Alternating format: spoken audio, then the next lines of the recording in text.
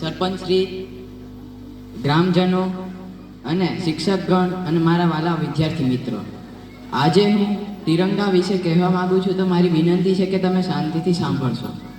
તિરંગો એક એવી વસ્તુ છે કે જેમાં સમગ્ર સેના કે દેશ માટે ખૂબ જ જરૂરી હોય છે.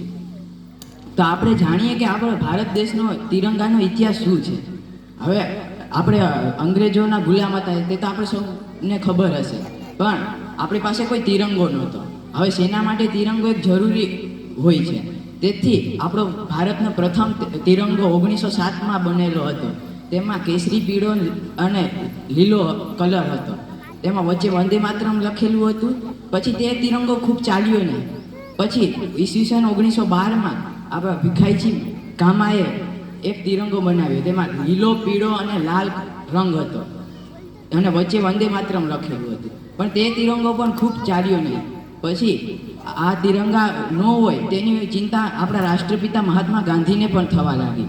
એટલે તેમણે ઈસવીસન 1930માં કોંગ્રેસ અધિવેશન બોલાવી અને તેમાં પેંગલી વેંકૈયા નામના એક ચિત્રકારને કહ્યું કે તમે એક તિરંગા બનાવો.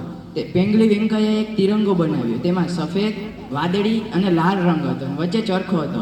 પણ આ રંગ ગાંધીજીને પસંદ ન આવ્યો. ગાંધીજીએ કીધું કે તેમાં ભારતના તમામ ધર્મના રંગ આવી જવા જોઈએ. તેથી પેંગલી વેંકૈયાએ ફરીથી એક તિરંગો બનાવ્યો. તેમાં કેસરી, સફેદ અને લીલો હતો અને વચ્ચે ચરખો હતો. આ સમગ્ર ભારતમાં ફેલાઈ ગયો તિરંગો અને 1947 સુધી આ તિરંગો ચાલ્યો. 1947 પછી સંવિધાન સભાની બેઠકમાં રજૂઆત કરવામાં આવી કે ચરખાને કાઢીને અશોક ચક્ર રાખવામાં આવ્યો. હવે અશોક ચક્ર એટલે રાખવામાં આવ્યું હતું કેમ કે તેમાં 24 આરાઓ 24 સિદ્ધિઓને દર્શાવે છે. તેથી તેમાં અશોક ચક્ર રાખવામાં આવ્યું હતું. પછી હવે આપણે જાણી લઈએ કે તિરંગો શું કહેવા માંગે છે. તેમાં રહેલ કેસરી કલર હિન્દુ ધર્મનું પ્રતીક છે અને વિજયનું પ્રતીક છે.